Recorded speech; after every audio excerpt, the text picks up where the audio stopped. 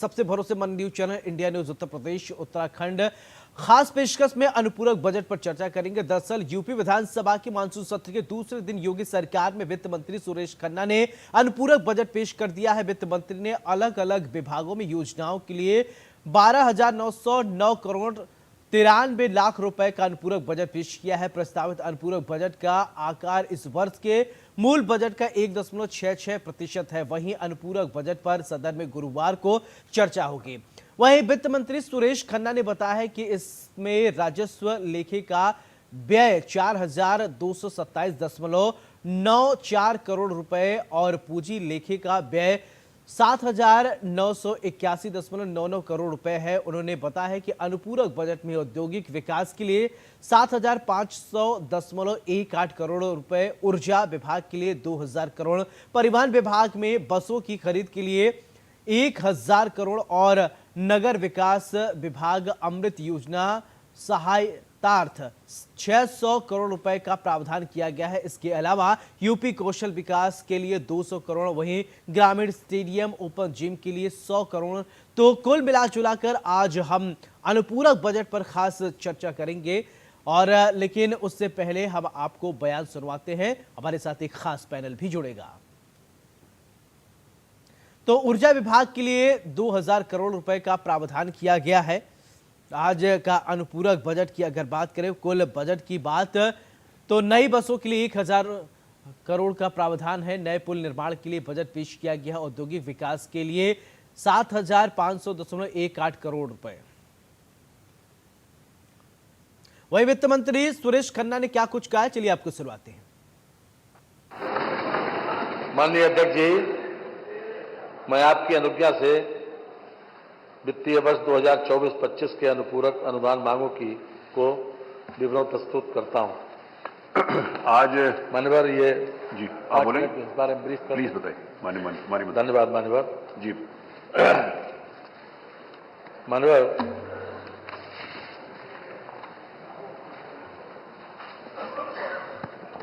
आज जो अनुपूरक बजट इस सदन के समक्ष प्रस्तुत कर रहा हूं मान्यवर, उसमें 12,909 करोड़ 93 लाख रुपया है। इसमें राजस्व लेखे का व्यय 4,227.94 करोड़ रुपए तथा पूंजी लेखे का व्यय 7,981.99 करोड़ रुपए है मान्यवर। प्रस्तावित अनुपूरक बजट का आकार इस वर्ष के जो मूल बजट है उसका। तो अनुपूरक बजट पेश हो गया है और वित्त मंत्री के पिटारे में क्या था, सब कुछ निकल कर आ गया है। और खास पैनल हमारे साथ जुड़ा, सबसे पहले परिचय, फिर इसके बाद चर्चा की शुरुआत। डॉक्टर स्वतंत्र कुमार शास्त्री हमारे साथ, बहुत बहुत स्वागत है। सीए दिनेश गोयल जी हमारे साथ हैं, बहुत बहुत स्वागत है। दिनेश जी, आपका इंडिया न्यूज पर चर्चा की शुरुआत। डॉक्टर स्वतंत्र कुमार जी, मैं आपसे ही करना चाहता हूं, उत्तर प्रदेश का आज का अनुपूरक बजट तो किस तरीके से देखते हैं आप? अनम्यूट कीजिएगा सर अपने आप को।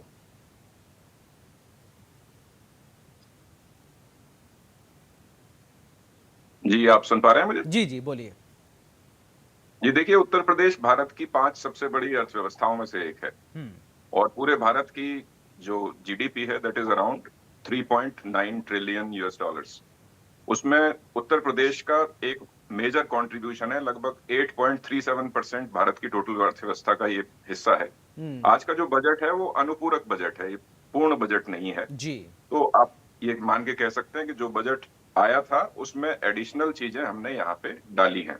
अब इसमें देखिए, एक बहुत अच्छी चीज है जो खास बात मुझे लगी इस बजट में, मैं डेटा को ही देख रहा था अभी, तो इसमें रेवेन्यू एक्सपेंडिचर, जैसा कि आप भी अभी बता रहे थे, मैं आपको सुन पा रहा था, जो राजस्व का खर्चा है वो 4,227.94 करोड़ है जी। और जो कैपिटल एक्सपेंडिचर है, पूंजी निवेश है जो, वो 7,981.99 करोड़ है जी। ये बहुत अच्छी बात है। देखिए, जो कैपिटल एक्सपेंडिचर या पूंजीगत निवेश जो होता है वो राज्य में विकास लाता है, उसी से आपके पुल बनेंगे, उसी से नई सुविधाओं का विकास होगा जी। तो क्योंकि कैपिटल एक्सपेंडिचर हमारा अच्छा खासा है अनुपूरक बजट में भी, तो कहीं ना कहीं वो एक सोच को दर्शाता है कि प्रदेश में जो नेतृत्व है उसकी सोच विकासवादी है। तो रेवेन्यू में बहुत अच्छा खर्चा हो रहा है। इसके अलावा आप देखिए जो पहला मेजर एक्सपेंडिचर है वो 7500 करोड़ का औद्योगिक विकास के लिए, तो वहां भी आपको ये चीज दिख रही है। और योगी जी का लगातार ये प्रेरोगेटिव रहा है कि उत्तर प्रदेश को 1 ट्रिलियन US डॉलर की इकोनॉमी बनाना है। और जैसे भारत 5 ट्रिलियन इकोनॉमी बनने के प्रयास में लगा हुआ है, तो उत्तर प्रदेश उसमें एक महती भूमिका अदा करना चाहता है।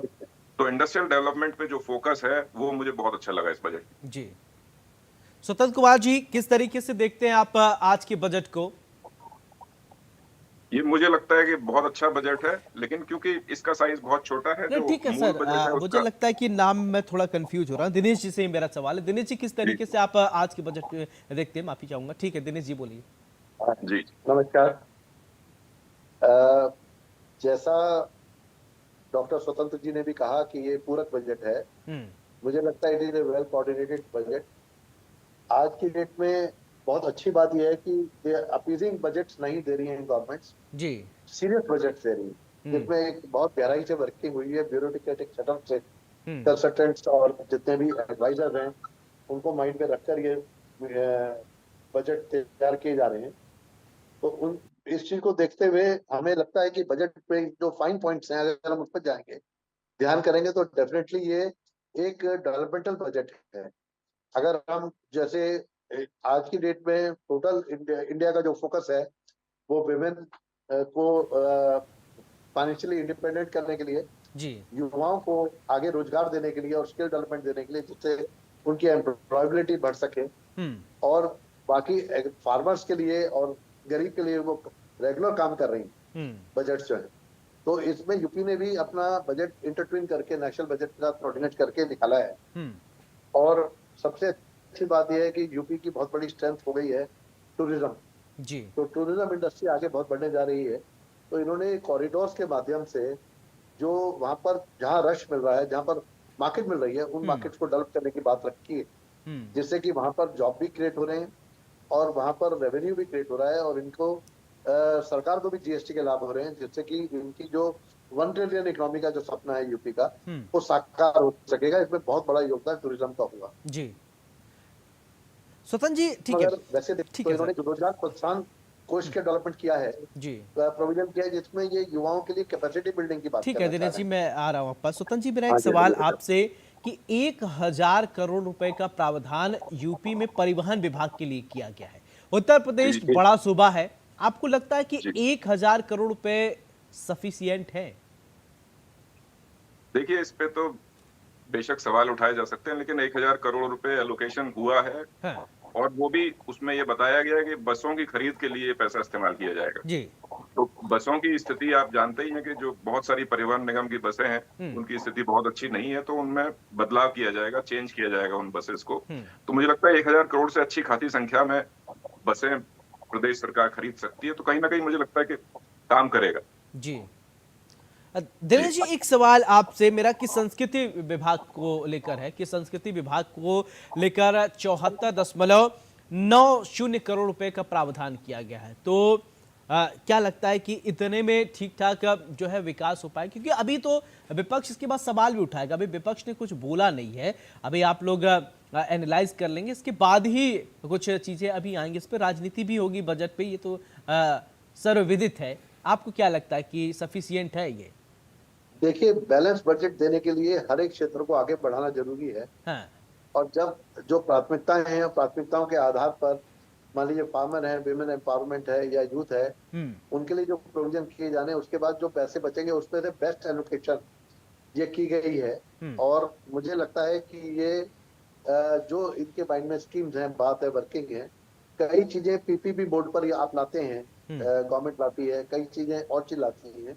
तो it is not the composite budget की इतना ही स्पेंड होगा। हो सकता है इनका 900 करोड़ पर ये 9000 करोड़ रुपए पब्लिक प्राइवेट पार्टनरशिप में खड़ा कर देंगे। तो ये अभी स्कीम्स आगे जब आएंगी उसके आधार पे अंदाजा होगा एग्जैक्टली कैसे कर रहे हैं। पर मुझे पूरी उम्मीद है कि ये बजट जो है सकारात्मक बजट है और एक डेवलपमेंटल बजट। बिल्कुल। दिनेश जी, एक सवाल मेरा ये कि ग्रामीण स्टेडियम ओपन जिम के लिए 100 करोड़ रुपए का प्रावधान किया गया है, तो क्या ये लगता है कि इसमें कुछ विशेष हो पाएगा? सरकार की ये जो मंशा है, ये थोड़ा थोड़ा हर सेक्टर को छूने की कोशिश की गई है। कुछ कुछ नहीं से कुछ बेहतर है। हाँ, हाँ। और मुझे लगता है कि ये कदम खुल के है उस बोलिए तरफ। सर, आप लोगों पर किसी प्रकार हाँ, की कोई दबाव नहीं मैं होता है। मुझे मुझे देखिए, बजट अगर एलोकेशन इंडिपेंडेंटली देखा जाए तो पर्याप्त नहीं है, लेकिन अगर हम वैसे देखें, कुछ नहीं से कुछ बेहतर की बात जब हमने कही, तो हो सकता है सरकार ये देख रही हो कि कितने टेकर्स आएंगे इसमें और कैसे इसमें यूथ को या ग्रामीण क्षेत्रों में लाभ पहुंच सकता है। तो अगर ये इनकी सक्सेसफुल होती है तो हो सकता है आगे के बजट में और ज्यादा इसका प्रावधान किया। अच्छा, ठीक है।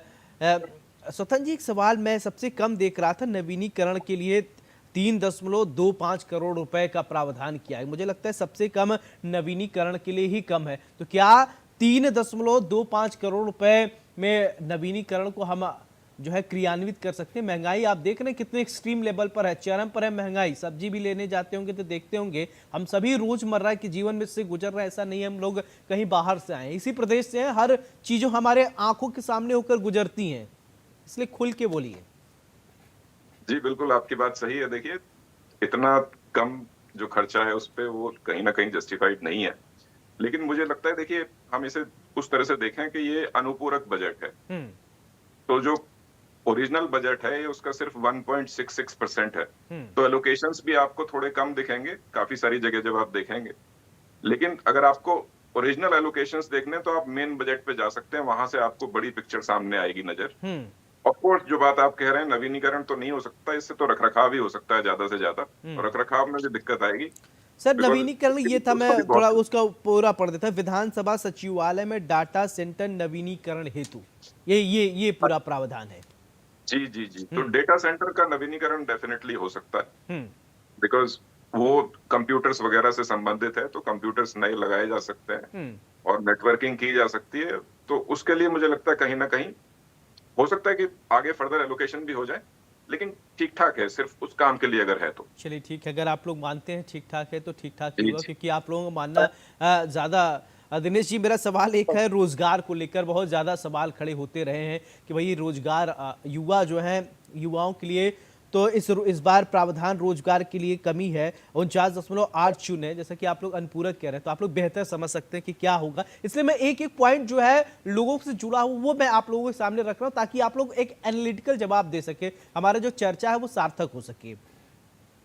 जी, रोजगार की बात अगर हम लोग करें हाँ। तो युवा उद्यमी विकास अभियान जो इन्होंने चालू करने की बात करी है, और रोजगार में प्रोत्साहन कोष जो बनाया है कैपेसिटी बिल्डिंग के लिए, ज्यादा महत्वपूर्ण ये है कि युवा एम्प्लॉयबल हो जाए। उसके बाद तो वो अपनी राह खोज लेता अमेरिका तक की जी। लेकिन एक बार उसके एम्प्लॉयबिलिटी क्रिएट होना, उसके हैंड होल्डिंग होना बहुत आवश्यक है। तो उसके लिए इन्होंने आईटी का अपग्रेडेशन किया। 2 बड़ी आईटी, मेगा आईटी अपनी सरकारी इन्होंने बनाने की बात रखी है इस बजट में, जो मुझे लगता है अच्छा रहेगा, क्योंकि सबसे इम्पोर्टेंट है उस स्तर पे आ पाना जिस स्तर पर नॉलेज को वो कन्वर्ट कर सकें अपने एम्प्लॉयमेंट में। तो उसके लिए ये ट्रेनिंग सेंटर्स और ये इस तरीके का उनके अंदर विकास किया जाना बहुत आवश्यक है, तो उस पर बहुत ध्यान दिया गया है। और स्पोर्ट्स और साइंस पर, स्पोर्ट्स साइंस पर भी काफी ध्यान देने की कोशिश करें, क्योंकि उसमें भी काफी जॉब्स खुल सकते हैं और आगे आगे इंडिया के लिए एक ये वरदान साबित हो सकता है, जिसमें बहुत सा बच्चा जो स्पोर्ट्स में रुचि रखता है वहां पर भी अपने एम्प्लॉय पर पैसा खोज सके। बिल्कुल। तो स्वतंत्र जी, यानी कुल मिला जुला कर ये हम कहें कि ये बैलेंस वाला, मतलब बैलेंस्ड एकदम बजट पेश किया गया है, कि इस पर किसी प्रकार का इफ एंड बट नहीं है। देखिए, ऐसा है ना कि जब आप किसी भी बजट को एनालाइज करते हैं तो 2 चीजें आप उसमें देखते हैं, रेवेन्यू एक्सपेंडिचर कितना है और कैपिटल एक्सपेंडिचर कितना है। तो वहां से शुरू होती है सारी कहानी। तो ऑफ कोर्स क्योंकि ये अनुपूरक है, सिर्फ 1.66% है, उसमें से भी जो कैपिटल एक्सपेंडिचर का एलोकेशन है वो ज्यादा है। तो वो मुझे लगता है कहीं ना कहीं पॉजिटिव बात है। अब जैसा जो बात आप कह रहे थे कि बहुत सारी जगह पे इतने पैसे से कुछ नहीं होगा, सच है, बहुत सारी जगह पे इतने पैसे से कुछ नहीं होगा, क्योंकि वजह ये है कि उत्तर प्रदेश बहुत बड़ा राज्य है। बिल्कुल। और जनसंख्या के हिसाब से बहुत बड़ा है। देखिए, तो इतने लोगों के जन कल्याण के काम ही अगर आप करें तो उसके लिए आपको बहुत पैसा चाहिए। कहीं ना कहीं प्रदेश सरकार की ये मंशा रही है और प्रयास भी रहा है कि लोगों को, इंडस्ट्रीज को एसोसिएट किया जाए, फंड्स लाए जाएं बाहर से भी। आपको याद होगा पहले प्रदेश सरकार के मंत्री और मुख्यमंत्री जी भी यूरोप के ट्रिप पे भी गए थे, कई देशों में जाके उन्होंने बात की थी कि भाई यहाँ आके आप इन्वेस्ट कीजिए। तो वो प्रयास लगातार चलता रहा है। आप इंटरनल सोर्सेज से कितने फंड्स जनरेट कर सकते हैं वो एक बात है, और बाहर से आप कितने फंड्स ला सकते हैं दूसरी बात है। तो कहीं ना कहीं आपको ये देखना पड़ेगा कि आप फंड्स को कहां से अट्रैक्ट कर सकते हैं। तो इंडस्ट्री को अपने साथ मिला के काम करना, स्पेशली एमएसएमईज पे बहुत काम करने की जरूरत है। सेंट्रल गवर्नमेंट का भी वो फोकस एरिया है, इस बार स्पेशल स्कीम्स भी आई हैं उसके लिए। तो उत्तर प्रदेश को भी कहीं ना कहीं ये चाहिए जो एमएसएमई है उस पर स्पेशल फोकस रखे और प्रमोट करने की कोशिश करे उस पर्टिकुलर क्लस्टर को, क्योंकि वहीं से सब कुछ शुरू होता है, वहीं से विकास शुरू होता है, क्योंकि वहां पे बहुत सारा एम्प्लॉयमेंट भी क्रिएट होता है। जैसे दिनेश जी कह रहे थे कि एम्प्लॉयमेंट क्रिएशन बहुत बड़ा चैलेंज है उत्तर प्रदेश के लिए, क्योंकि जनसंख्या बहुत है हमारे पास। बिल्कुल दिनेश जी, एक सवाल मेरा आपसे कि ऊर्जा विभाग को लेकर 2000 करोड़ रुपए का प्रावधान किया गया। आज भी उत्तर प्रदेश, जैसा कि अभी स्वतंत्र जी कह रहे हैं, तो उत्तर प्रदेश बहुत बड़ा सूबा है, बड़ा राज्य है। इंटीरियर एरिया में बहुत चले जाए, शहर को छोड़ दीजिए, ग्रामीण क्षेत्र ऐसे है कि बिजली जो है लोगों के लिए सबसे बड़ी समस्या है। साहब कभी कभी लाइट आती ही नहीं है और लोग इतना ज़्यादा परेशान रहते हैं। वहाँ पर जो पावर हाउस होता है वहाँ से कट इतना ज़्यादा होता रहता है, लाइट कटती रहती है। इसके अलावा ये भी कह लीजिए कि एक बार कोई तार जल गया या फिर ट्रांसफार्मर फूक गया तो हफ्ते 10-10 दिन होते हैं कि लगी नहीं पाते। वो भी एक पार्ट है इस सिस्टम को। ऊर्जा विभाग के लिए 2000 करोड़ रुपए का प्रावधान किया गया है। क्या लगता है कि हम जो है इस पूरे मामले को लेकर हम जो है परिवर्तन कितना कर पाएंगे, क्योंकि ये इंपॉर्टेंट फैक्टर है। देखिए, जहां तक सवाल है परिवर्तन का, परिवर्तन सोच से होनी है। सोच सबसे पहले ये है कि हमें समयबद्ध तरीके से वो सर्विस दे पाए। पता चला वो 10-10 दिन तक वहां पर ट्रांसफार्मर या केबल बदलने नहीं गए, तार बदलने नहीं गए, तो वहां पर तो एक अच्छी खासी हैरेसमेंट हो गई और एरिया जो है पिछड़ गया। उतने दिन ब्रांडेज खराब हो गए वहां पर। तो हमारा मानना ये है कि बहुत इंपॉर्टेंट है कि उस पूरे ढांचे में एक परिवर्तन आए। उस परिवर्तन के लिए जो भी किया जाना चाहिए वो तो बहुत महत्वपूर्ण है। जहां तक सवाल है 2000 करोड़ रुपए का इस प्रावधान का, ये प्रावधान बिजली विभाग के लिए तो हर एक काम एस्टिमेट पे हो रहा है, और एस्टिमेट्स में से कोई बचत करके ये आगे खर्चा करते हो ऐसा नहीं है। जबकि जब अर्बन एरियाज में से एस्टिमेट लेते हैं तो मुझे ऐसा लगता है कि उसमें से बचत काफी पॉसिबल है, जो पूरा स्पेंड हो जाती है, जो रूरल एरिया के लिए अलग से डिस्ट्रीब्यूशन कंपनी बचा भी सकती है। पर चलिए वो अभी हमारा डिबेट का पॉइंट नहीं, अभी डिबेट का पॉइंट हमारा सिर्फ बजट है। तो बजट में ये 2000 करोड़ का एलोकेशन कम है जी। इस एरिया को, खासतौर से इतना सेंसिटिव एरिया विद्युत का ये जो एरिया है इसके लिए बहुत कम है, और ग्रामीण क्षेत्र में विद्युत की आपूर्ति की बहुत बड़ी आवश्यकता है। बिल्कुल दिनेश जी, एक और आप बता दीजिएगा कि नगर विकास विभाग के लिए जिसको इन्होंने अमृत योजना सहायार्थ कहा है, 600 करोड़ रुपए दिया है, तो क्या लगता है नगर विकास के लिए 600 करोड़ रुपए सफिशिएंट? मैं इन्हीं के जो फैक्ट इन्होंने जो आंकड़े दिए वही हम चर्चा करें। हम लोग क्या है इधर उधर की अभी बातें नहीं कर रहे कि ताकि किसी प्रकार की राजनीति से प्रेरित ये डिबेट हो ही नहीं रही है। तो जो फैक्ट है उसी पर हम बात कर रहे हैं। क्या लगता है कि ये ठीक है, पर्याप्त राशि है 600 करोड़ रुपए नगर विकास विभाग के लिए? मुझे तो लगता है ये खर्चा तो एडमिनिस्ट्रेटिव ब्लॉक्स में हो जाएगा, इसलिए कि इससे कोई बहुत बड़ी चीज हो जाएगी। हालांकि नगर निगम और नगर निकायों को ये सेल्फ सफिशिएंट बनाना चाहते हैं वहाँ के एरिया से। अभी इन्होंने उनके वहाँ टैक्सेस भी काफी बढ़ाने की कोशिश करी थी, लोकल बॉडीज की, वाटर टैक्स और हाउस टैक्स वगैरह सब चीजें, लेकिन वो अभी पर्याप्त तरीके से नहीं लग पाई है। एआई बेस्ड इन्होंने उस पर एआई बेस्ड उसको करने की कोशिश करी है। पर जहां तक सवाल है विकास का, जैसे हर जगह ये सॉलिड वेस्ट मैनेजमेंट प्लांट्स का होना, पीटीपीज का लगना, ये सब चीजों को लगना बहुत आवश्यक है। अगर जिस तरह से समग्र विकास देख रहे हैं प्रधानमंत्री जी, उसके हिसाब से बहुत जरूरी है कि अगर हर बड़े शहर में तो सबसे पहले और सभी शहरों में ईटीपी प्लांट्स का लगना और ठीक है एयर क्वालिटी इंडेक्स की कम से कम जांच होने के इक्विपमेंट लग पाना, बिल्कुल इन सब का प्रोविजन होना भी बहुत आवश्यक। चलिए, बहुत बहुत शुक्रिया आप दोनों का हमारे साथ जुड़ने के लिए। तो बजट 2024 जो है वो पेश हो चुका है। अलग अलग प्रावधान किए गए हैं, सभी सेक्टरों को लगभग छूने की कोशिश की गई। ये अनुपूरक बजट है, पूर्ण बजट